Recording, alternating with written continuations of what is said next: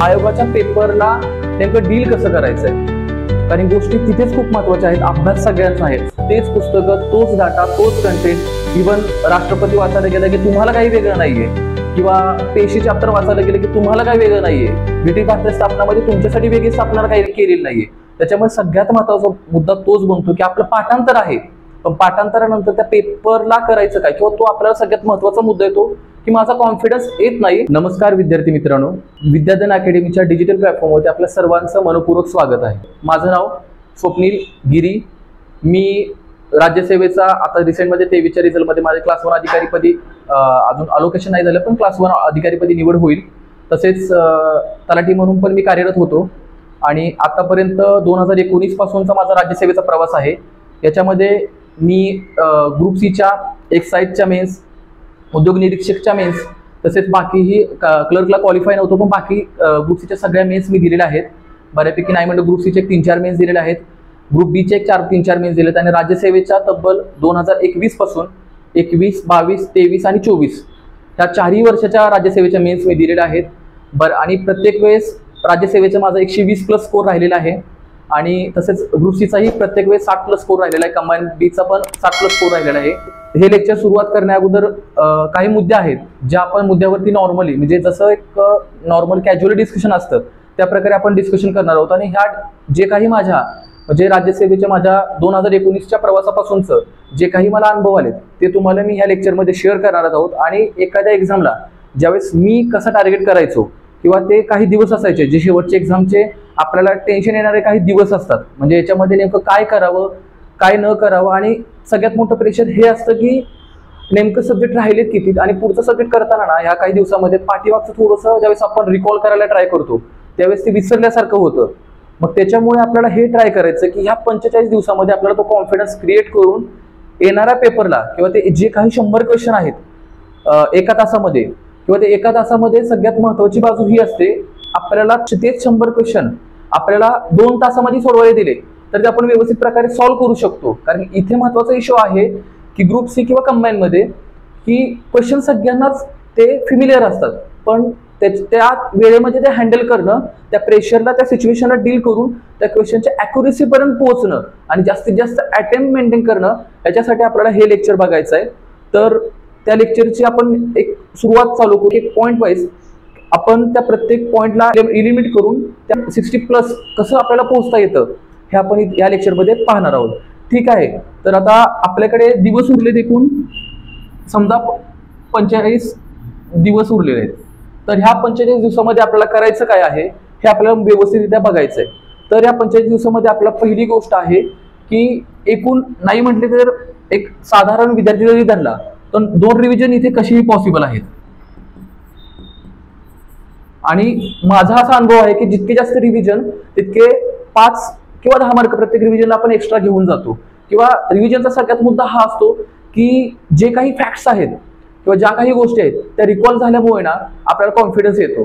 तर याच्यामध्ये आपल्याला महत्त्वाचं बघायचं आहे, याच्यामध्ये सगळ्यात महत्त्वाचं आहे स्कोरिंग सब्जेक्ट.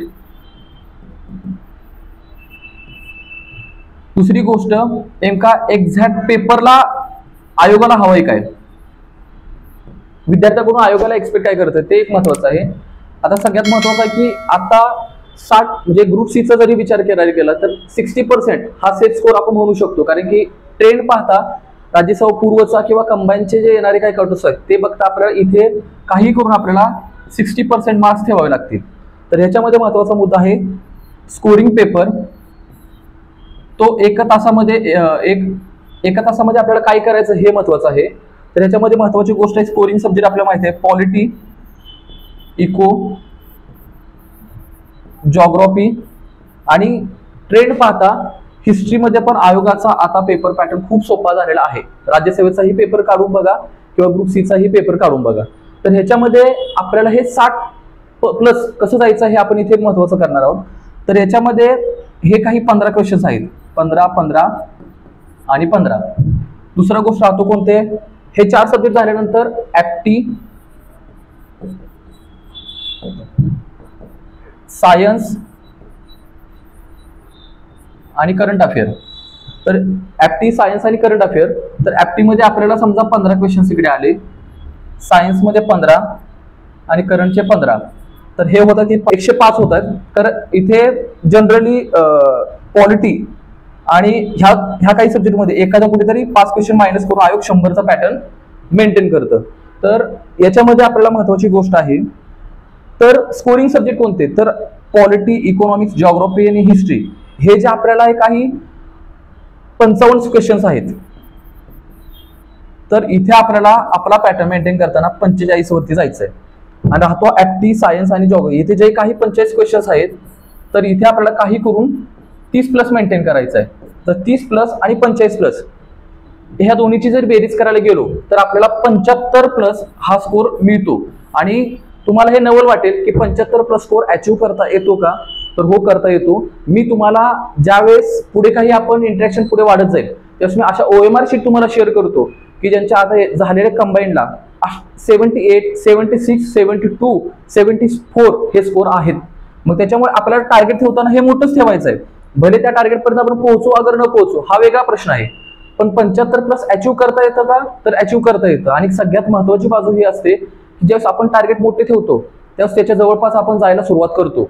75 प्लस टार्गेट ठेवलं तेव्हा कुठे आपण 70 प्लस जाणार आहोत, तेव्हा कुठे आपण 65 प्लस जाणार आहोत. आणि हो, हे काही मुद्दे आहेत 75 प्लस अटेंड करता येतं, हो करता येतं.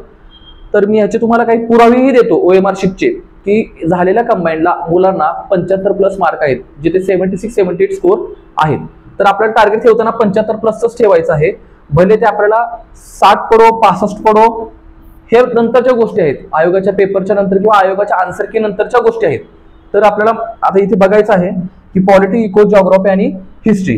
तर ह्याच्यामध्ये माझं काही मत आहे की पॉलिटी आयोगाचा पेपरचा ट्रेंड बघता आयोगाने PYQ ला जास्त भर दिलेला आहे.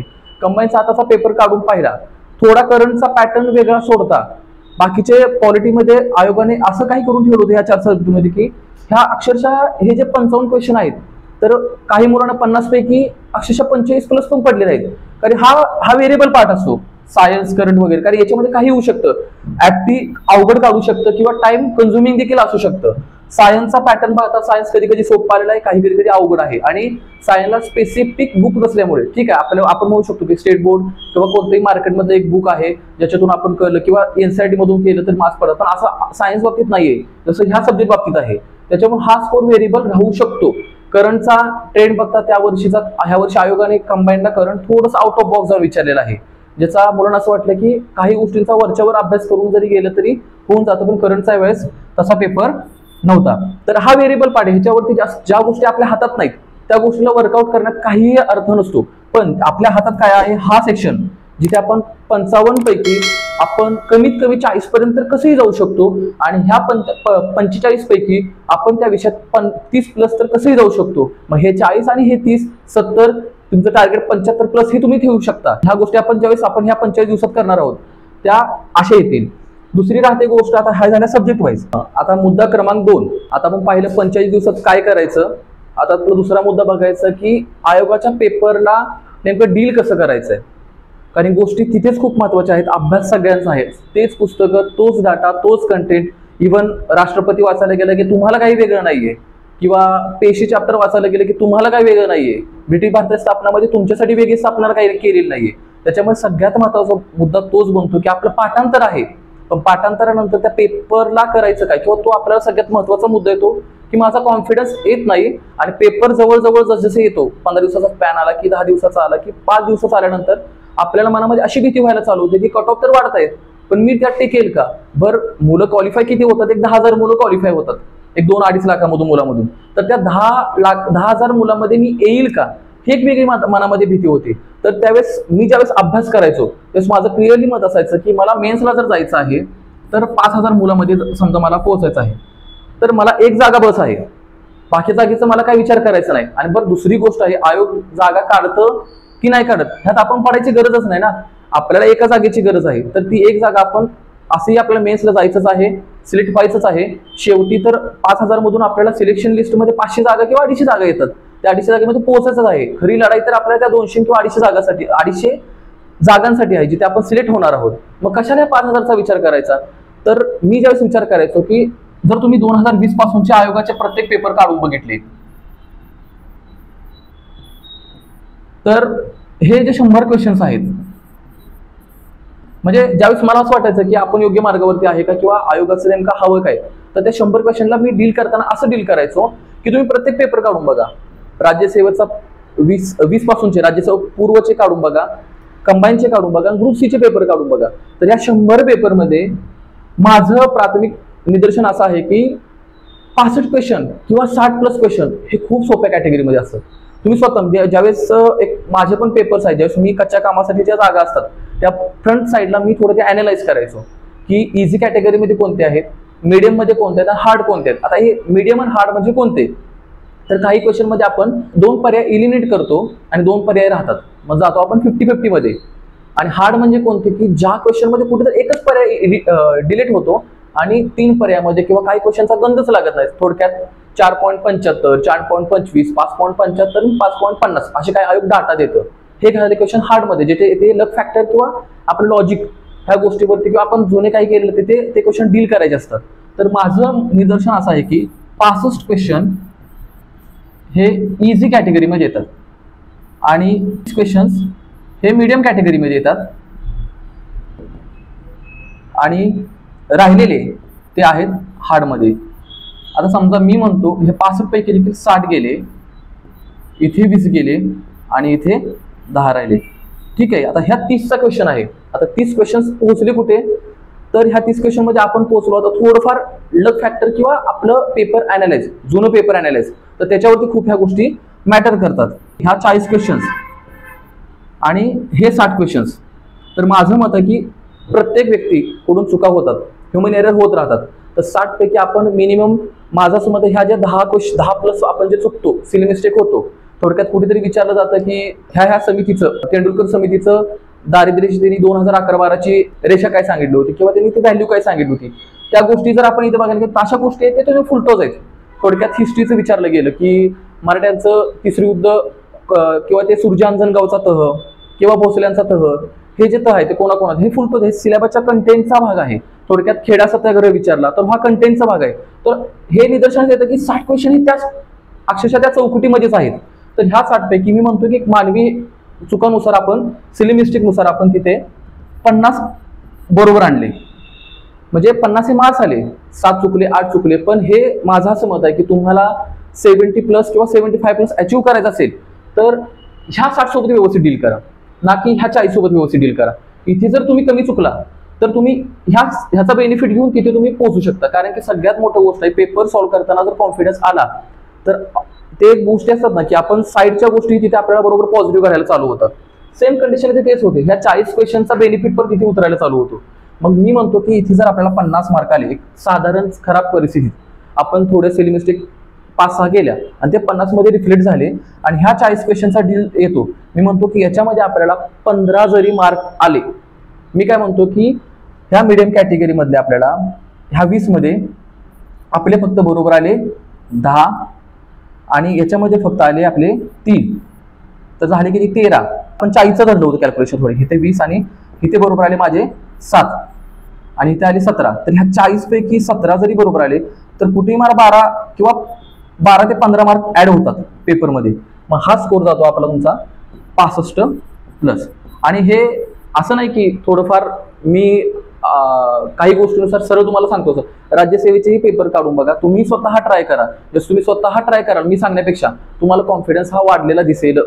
पेपर काढून बघायचे तर इझी कॅटेगरी, मीडियम कॅटेगरी आणि हार्ड कॅटेगरी, त्याच्यामध्ये तुम्हाला दिसून येईल की आपण उगाच भलत्याच गोष्टीवरती वर्कआउट करतोय, आपण भलताच डाटा वाढवून स्वतःला कन्फ्युज करतो. आणि कसं असतं, मार्केटमध्ये एक चर्चा असते, 4 मित्र बसलेले असतात आणि एक मित्राला खूप डिटेलमध्ये वाचायची सवय असते. म्हणजे कुठेतरी एखादा पॉईंट नवीन मिळाला तर त्या चर्चेमध्ये बोलायचं की इथे हा टाईपचा क्वेश्चन पडला होता आणि मी त्याबद्दल करणार आहे. पण एक तुम्ही जर पेपर पॅटर्न पाहिला तर आयोगाचा हे जे 60 क्वेश्चन्स आहेत त्याच्यामध्ये वारंवार त्याच पॅटर्नवरती क्वेश्चन विचारण्याची प्रवृत्ती दिसून येते. तर आपण डील करताना ह्या 60ला डील करू आणि मी म्हणतो की ह्या 40 क्वेश्चन पैकी आपण 20 क्वेश्चन अचीव्ह करण्याचा प्रयत्न करू. तर ते 20 क्वेश्चन आपल्याला अचीव्ह कसे करायचे, पेपरला बघण्याचा दृष्टिकोन किंवा पेपरला आपण त्या क्वेश्चनची किंवा पर्यायाला जो आपण जे बघणार आहोत, आणि हे जे करायचं आहे आपल्याला 20, 21, 22 आणि 23चे पेपर किंवा राज्यसेवेचा 24चा पण पेपर, आणि हे जर करून पाहिलं आपल्याला हे दिसून येणार आहे की क्लासमध्येच करताना ते 100 क्वेश्चन त्या 100 क्वेश्चन नुसार आपण सब्जेक्ट वाईज डिस्ट्रीब्युशन, त्याच्यामध्ये आपण स्वतःही क्लासमध्ये तेच करणार आहोत, इझी, मीडियम आणि हार्ड. म्हणजे जे काही मी अभ्यास करताना माझं डेव्हलप केलेलं ज्ञान आहे पाठीमागच्या एक 5-6 वर्षाचं, ते मी तिथं पूर्णपणे जसं मी आपण म्हणजे थोडक्यात हे असं आहे की मी देतोय असं नाहीये, आपण सगळे मिळून ते अभ्यास करणार आहोत. आणि याने काय होईल की थोडाफार तुमचा कॉन्फिडन्स बूस्ट होईल, त्याच्यामुळे स्कोर अचीव्ह करायला सिम्पल होईल. म्हणजे असं नाही की 2020 ला जेव्हा मी अभ्यास चालू केला होता तेच मलाही पहिल्या काही प्रीमध्ये पॅटर्न माहीत नसल्यामुळे किंवा कॉन्फिडन्स लो असल्यामुळे स्कोर येत नव्हते. पण ज्यावेळेस मला कळालं की पेपरला बघण्याचा दृष्टिकोन मी बदलला पाहिजे, ना की अभ्यासाला. अभ्यास तर खूप जणांचा, माझाही 2020-21 ला अभ्यास खूप चांगला होता, पण मार्क्समध्ये इम्प्रूव्हमेंट ही 22-23 नंतर आली. मग त्या इम्प्रूव्हमेंटमध्ये मी केलं काय, तर मी केलं ह्या PYQ वरती अॅनालाइज. आणि ते असं केलं की मला पेपरची भीतीच वाटणं बंद झालं. म्हणजे एक पॉईंट असं येऊन जातो की तुमच्या विषयात आपण म्हणतो करंटचं मी टचमध्ये नाहीये, मी सब्जेक्टच्या टचमध्ये नाही, पण पेपरचे 4 पर्याय बघितले तर त्या पर्यायानुसार त्या उत्तरापर्यंत पोहोचायला आपण चालू करतो. म्हणजे असं आता जरी आपण बसायला पेपरला गेलो तर आपल्याला समजून येतं की आयोगाने उत्तर कशा दडवलेलं आहे. ते असं नाही की आपण ते लॉजिक म्हणजे ह्यातलं हे उत्तर, लांब लिहिलेलं हे उत्तर, हे लॉजिक, हे कॉमन लॉजिक बनलेत आता. मग डार्क केलेलं असं त्यात ब्रॅकेटमध्ये हे केलं, हे आयोगाचे कॉमन लॉजिक आहेत. पण याच्याही पुढे जाऊन त्या पेपरला व्यवस्थितरित्या त्या कट ऑफ मध्ये पार करणं, ह्याच्यासाठी आपण हे व्यवस्थित वर्कआउट करणार आहोत. ठीक आहे. आता पुढचा मुद्दा हा असा आहे की सगळ्यात महत्वाची गोष्ट की टेस्ट सिरीजचे पेपर किती दिवस सोडवायचे आणि आयोगाचे पेपर किती दिवस सोडवायचे. ज्यावेळेस मी अभ्यास करायचो एक टेस्ट सिरीजचा एक इश्यू होतो, आपल्याला पॅटर्न मध्ये शिफ्ट होणं गरजेचं असतं खूप. आणि टेस्ट सिरीज मध्ये काय असतं की चुकवण्याची भूमिका जास्त असते आणि आयोगाची भूमिका काय असते की चुकवण्याची भूमिका खूप कमी असते. हे तुम्ही पेपर स्वतःही सॉल्व्ह करून पाहिले तर तुम्हाला हे दिसून येतं की छोट्या छोट्या मायनर गोष्टीवरती चुकवायचं, कुठे तर हे करायचं, पण आयोग तसं चुकवत नाही. जनरली माझं असं मत आहे की कोणत्याही पेपरमध्ये आयोग स्वतःहून चुकवत नाही जोपर्यंत तुम्ही त्या पेपरला स्वतः काहीतरी मिस्टेक करत नाही असं. मग थोडक्यात आयोगाला सरळ मार्क द्यायचे असतात, पण आपलं मत काय असतं बाबा की नाही, इथे आयोगानं एवढं सिंपल कसं काय देऊ शकतं. मग त्याच्यावरून आपण काय करतो, पर्यायावरती डाऊट घेतो आणि पर्यायावरती डाऊट घेतल्यानंतर एक क्वेश्चन्स कमी होत जातात आणि ते 9-10 क्वेश्चन्स बनतात. 9-10 क्वेश्चन मध्ये आपण अडकतो कुठे, कट ऑफ लागतो 55, कट ऑफ लागतो 60 आणि आपण त्या कट ऑफच्या कुठेतरी 2-3 मार्क मागे पडतो आणि त्या आपण शर्यतीतून बाहेर पडतो. मग सगळ्यात महत्त्वाची मेंटॅलिटी ही आहे की आपल्याला आयोगाच्या पेपर पॅटर्न मध्ये जाणं गरजेचं आहे.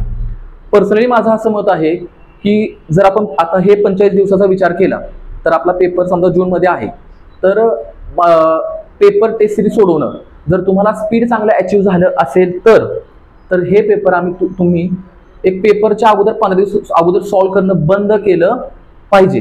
मग ह्या फेजमध्ये आपण काय केलं पाहिजे, समजा आपला पेपर 15 मेला आपण हे तुम्ही स्पीड चांगला अचीव्ह केलेला आहे, म्हणजे 100 क्वेश्चन पैकी 95 अटेम्प्ट 95 प्लस अटेम्प्ट तुमचा होतोय, तर ह्या येणार. मग ते 15 मे पासून काय करायचं, तर ह्या 15 मे पासून आपल्याला हे करणं गरजेचं आहे की आयोगाचे प्रीचे 2020, 21, 22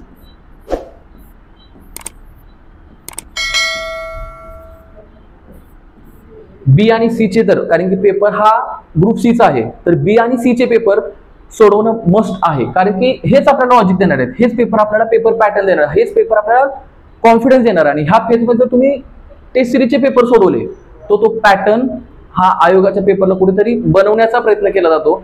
सरळ तर बनला जात नाही आणि कुठेतरी आपल्याला टेस्ट सिरीजचा पेपर सोडताना 100 पैकी कुठेतरी 45 येतात, 50 येतात, पेपर खूप खराब केलेला आणि आपल्याला माहित नसतं ना टेस्ट सिरीजचा पॅटर्न कसा असतो.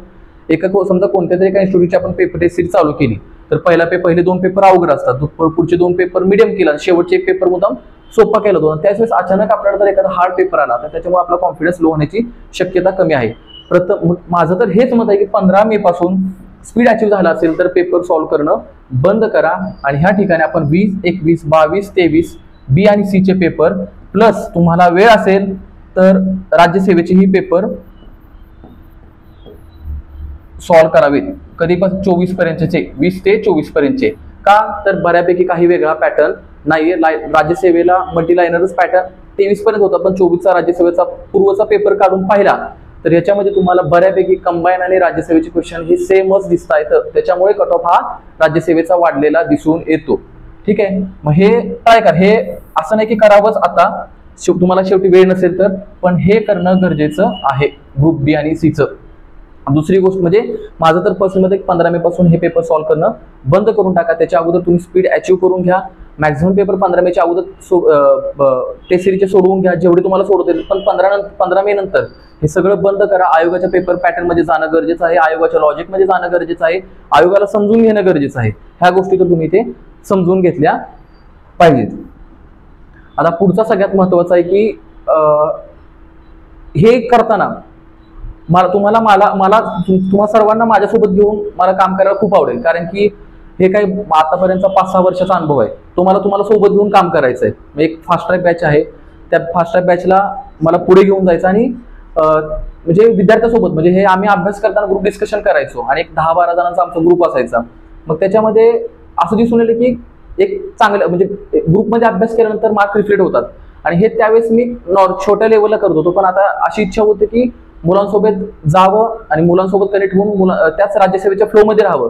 ह्याच्यासाठी माझी अशी इच्छा झाली की एक आपण कोणता तरी व्यवस्थित एक चांगल्या प्लॅटफॉर्मवरती येऊन एक चांगली बॅच चालू केली पाहिजे, कारण की हा 30 दिवस किंवा ह्या 45 दिवसामध्ये ठरणार आहे की आपण कट ऑफ मध्ये आहे की नाही. ठीक आहे, तर मग आपण बॅच मध्ये कव्हर काय करणार आहोत. म्हणजे आता ही 20 एप्रिल पासून बॅच चालू होईल. तर 20 एप्रिलच्या बॅच पासून आपण टार्गेट असं ठेवतो की 20 मेला हे सगळं कव्हर व्हावं, पण कदाचित एक 5 दिवस वाढू शकतात. म्हणजे आपल्याकडे दिवस मिळतात 35, धरून चला 35. मी 30 दिवसामध्येच कव्हर करणार आहे, कारण की तुम्हालाही शेवटी 10 दिवस रिव्हिजनला मिळले पाहिजेत. आणि रिव्हिजनपेक्षा सगळ्यात महत्त्वाचे की तुम्हाला सेल्फ त्याच्यावरती वर्कआउट करता आलं, किंवा तुम्ही ते पाठ करता यावं, किंवा ते समजून घेता यावं, किंवा तुम्हीही त्या स्वतः सेल्फ अनालाइज करावं. याच्यासाठी शेवटचे 10 दिवस ठेवायचे. आणि हे जे समजा 30 दिवसाचा पिरियड आहे, तर ह्या 30 दिवसामध्ये आपल्याला 5 GSचे आणि करंटचा एकूण 6 सब्जेक्ट कव्हर करायचे आहेत. आता करंटमध्ये आपल्याला काय करायचं आहे की पाठीमागच्या ग्रुप सी च्या पूर्वनंतरचे करंट अफेअर आपल्याला कव्हर करायचं आणि पेपर पॅटर्न तुम्ही काढून बघा. आयोगाच्या जे 15 क्वेश्चन करंटला येतात पाठीमागच्या रिसेंट म्हणजे आता पेपर सेट आपलं झालेला असेल, एप्रिलमध्ये पेपर सेट झालेला असेल, तर एप्रिलच्या अगोदर 7 ते 8 महिन्याचं करंट अफेअर आयोगाच्या 15 क्वेश्चन मध्ये हे तब्बल 12 क्वेश्चन हे तिथून असतात. आणि हे 3 क्वेश्चन्स असतात ना, ते कुठेतरी अगोदरचे 1 वर्षापूर्वीचे 1.5 वर्षापूर्वीचे दिले जातात. का तर तो मार्केटमध्ये ट्रेंड निर्माण करायचा की आयोग करंट अफेअर हे 1.5 वर्षापूर्वीचं पण विचारतंय, 1 वर्षापूर्वीचं पण विचारतंय. मग याच्यानुसार काय होतं की आपण त्या गोष्टीवर फोकस करायला चालू करतो. का त्या 2-3 मार्काला मागे लागणार. तर खरं तर इथे मार्क आपल्याला घ्यायचे किती असतात, 10+ हा करंटला म्हणजे एक चांगला स्कोर आहे. आणि हे जे वरचे 1-2-3 येतात ते थोडंफार कुठेतरी आपण क्वेश्चनला डील केल्यानंतर ते 2 क्वेश्चन वाढत जातात. तर माझं असं मत आहे की ह्या 12+ साठी आपण ट्राय करणार आहोत. 7-8 महिन्याचं करंट अफेअर खूप छान प्रकारे कव्हर करणार आहोत. म्हणजे हे आपण डेली बेसिसवर म्हणजे एखादा सब्जेक्ट घेतला की तो कव्हर करेल असं नाहीये. आठवड्यातून 2 दिवस 2 तास द्यायचे. त्याच्यामध्ये समजा ह्या आठवड्यात मी सामाजिक किंवा आर्थिक घेतलं किंवा पॉलिटी घेतलं, तर एकूण 10 ते 12 मुद्दे असतात करंट अफेअर मध्ये. एक चांगलं सोर्स असेल मार्केटमधला की जो मी अभ्यास म्हणजे जसा मी अभ्यास करायचो, जसे मी माझे पुस्तक वाचायचो, तेच पुस्तकाचा कंटेंट मी तुम्हाला रेडीमेड इथं क्लासमध्ये देणार आहे. म्हणजे कंटेंट विथ PYQ. मग याच्यामध्ये एक चांगला सोर्स असेल, 1-2 चांगले सोर्स मधला कंटेंट मी कव्हर करेल, माझ्या नोट्समध्ये ऍड करेल आणि त्या गोष्टी तुम्हाला मी क्लासमध्येच डिस्ट्रीब्यूट करेल. म्हणजे याच्यामध्ये समजा या आठवड्यात मी घेणार की समजा ह्या शनिवार रविवारी समजा आठवड्यातून 6 दिवस तिकडे वर्कआउट करणार आणि 1 दिवस पूर्णपणे करंट वरती देणार. मग त्याच्यामध्ये आपण काय करेल की 2-2 पॉईंट म्हणजे एकूण 10 ते 12 पॉईंट असतात, ते 3-4 पॉईंट कव्हर करत आपण एक 5 आठवड्यामध्ये हे सगळं करंट अफेअर आठवड्यात 1-2 दिवस देऊन ते करंट अफेअर सगळं कव्हर करून करायचा प्रयत्न करणार. म्हणजे करायचंच आहे ते आपल्याला, आणि ते भाग म्हणजे गरजेचं आहे म्हणजे आहेच. आणि असं नाही की करंट अफेअर कव्हर करताना काही मेजर गोष्टी तुम्ही फास्ट ट्रॅक बॅच सारखं बाबा की ठीक आहे फक्त पद्म पुरस्कार परत नंतर क्रीडा पुरस्कार असं फक्त करायचं नाही. तर त्या जे ऑथेंटिक सोर्स आहेत त्याच्यामध्ये प्रत्येक न्यूजमध्ये काय वाचायचं काय सोडायचं, कारण प्रत्येक मुलगा हा पूर्ण त्या पुस्तकाच्या प्रत्येक लाईनवरती हायलाइट करतो. खरं तर ते गरजेचं नाही. मी तुम्हाला बॅच मध्ये हे प्रूफ करून दाखवेल की करंटला नेमकं मटेरियल काय लागतं. खरंच आता साधा सिंपल आहे. आयोगाचा 2024च्या पूर्वचा पेपर होता. लवलीना बॉर्गेनवरती क्वेश्चन विचारला होता. 4 स्टेटमेंट होते, त्याच्यामध्ये वरचे 16 क्वेश्चन डिटेल मध्ये दिलं होतं. खरा क्लू तर काय होता, लवलीना बॉर्गेन हे बॉक्सर आहे की नाहीये हे बेसिक तुम्हाला माहित असणं गरजेचं होतं. तर आयोगाला काय पाहिजे हे समजून घेतलं पाहिजे. मुलांचं काय मत होतं की बाबा ते कोणती स्पर्धा, कितवी स्पर्धा, किती मेडल, हे गरजेचं नाहीये. एखाद्या अननोन व्यक्तीबद्दल किती मेडल माहित असणं, अननोन म्हणण्यापेक्षा ती व्यक्ती तितकी फेमस नसेल तर तिच्याबद्दल तितके खरंच मेडल माहित असणं गरजेचं आहे का, ह्या गोष्टी गरजेचं आहे. आणि इव्हन मी म्हणतो की आता लवलीना बॉर्गेन इतकंच माहिती आहे की तिला कांस्य पदक मिळालं होतं, आणि कधी मिळालं होतं एवढं माहिती असणं गरजेचं आहे. राज्य कोणतं असं माहित आहे तिचं गरजेचं आहे, आणि तिनं तिचा गेम कोणता इतकं सफिशियंट आहे. तुम्हाला काही गरजेचं नाही राष्ट्रकुलमध्ये तिने काय अचीव्ह केलं हे वगैरे, म्हणजे हे आपल्याला करंटला एक्झाम रिक्वायरमेंट वालं गोष्टी आपल्याला तिथे करंटला घ्यायच्या आहेत. मग हे करंट अफेअर आपण 2-2 मुद्दे 3-3 मुद्दे करत आपण ते आठवड्याच्या वेळेनुसार आपण ते कव्हर करणार आहोत. आता हा राहतो 5 सब्जेक्टचा विषय. याच्यामध्ये येतात पॉलिटी, हिस्ट्री, जॉग्राफी, सायन्स आणि पॉलिटिक्स, जॉग्राफी आणि इकॉनॉमिक्स. तर याला जे काही मी मटेरियल वापरलेलं आहे जे आयोगाच्या पॅटर्ननुसार आहे किंवा PYQ आहेत, आपण करताना काय करणार आहे की क्लासमध्ये तो टॉपिक झाला की त्या टॉपिकवरती आयोगाने विचारलेले PYQ आणि त्याच टॉपिकचा तोच कंटेंट किंवा ते शॉर्ट नोट्स जे आपल्याला शेवटच्या फेजमध्ये आठवड्याभर फास्ट रिव्हिजनसाठी गरजेचे आहेत, त्या 10 दिवसाला आपण शेवटी ठेवणार आहोत. 20 मे ते तुम्हाला अभ्यासासाठी मी जून म्हणजे ते 20 मेच्या पुढचे जे 10 दिवस आहेत ते मी अभ्यासासाठी तुम्हाला ठेवणार आहोत. त्या दिवसामध्ये ते मायक्रो जे काही करायचं आहे ते तुम्हाला मी क्लासमध्येच प्रिपेअर करून घेणार आहे. मी समजा हिस्ट्री मी घेतला, आता हा 5 दिवसात, समजा 6 दिवसात पॉलिटी, 6 दिवसात जॉग्राफी, 6 दिवसात सायन्स आणि हे इको, हे 6-6 दिवसात ठेवले. तर समजा साधं सिंपल फंडामेंटल राईट्स, तर त्या फंडामेंटल राईट्समध्ये क्लासमध्येच आपण फास्ट टाईपमध्ये डिस्कशन टाईप कव्हर करणार आहोतच, म्हणजे कंटेंट वाईज. आणि प्लस क्लासमध्ये आपण साधं एक्झाम्पल घेतलं की कलम 14 काय, कलम 15 काय, कलम 16 काय, कलम 16 वरती क्वेश्चन्स काय आलेत, 17 वरती क्वेश्चन्स काय आलेत, म्हणजे प्रत्येक पॉईंटवरती त्याच वेळेस आपण तो PYQ कव्हर करणार आहोत. प्लस हे झालं की सगळं एक शेवटच्या ज्या 3 दिवस आहेत त्यावेळेस आपण क्लासमध्येच 2020 पासूनचे कंबाईनचे पेपर म्हणजे B आणि C चे पेपर हे क्लासमध्येच आपण म्हणजे मी पेपर सॉल्व्ह कसा करायचो हे तुम्हाला 20 ते 23 पासूनचे जे B आणि C चे पेपर आहेत हे तुम्हाला मी क्लासमध्ये सांगणार आहोत. आणि ते क्लासमध्ये आपला पेपर बसून कव्हर करून घ्यायचे आहेत. म्हणजे आयोगाच्या प्रत्येक मायनर गोष्टीवरती आपण क्लासमध्ये अनालाइज करणार आहोत. ते आपण शेवटच्या फेजमध्ये करेल, कारण त्यावेळेस तुम्हाला त्या आयोगाच्या पॅटर्नमध्ये पोहोचवण्यासाठी आपल्याला ते करायचं आहे. तर तो असा काही पॅटर्न असेल जे आपल्याला आपण म्हणतो की फास्ट रिव्हिजन बॅच काय असेल, तर ही 30 दिवसामध्ये किंवा 35 दिवसामध्ये आपल्याला अशी फास्टमध्ये करायची आहे. आणि क्वेश्चन हा राहील की ही 30 दिवसामध्ये बॅच खरंच कव्हर होईल का. एक मीही विद्यार्थी होतो, तुम्हीही विद्यार्थी आहात, तुम्हाला काय अपेक्षित आहे किंवा मला ज्यावेळेस मी अभ्यास करायचो ते तुम्हाला कोणत्या क्लास करून अपेक्षित काय असायचं हे मला माहिती आहे. आणि ह्या 30 दिवसामध्ये 35 दिवसामध्ये काय होतं हे मीही अनुभवलंय तब्बल एक 5-6 वर्ष.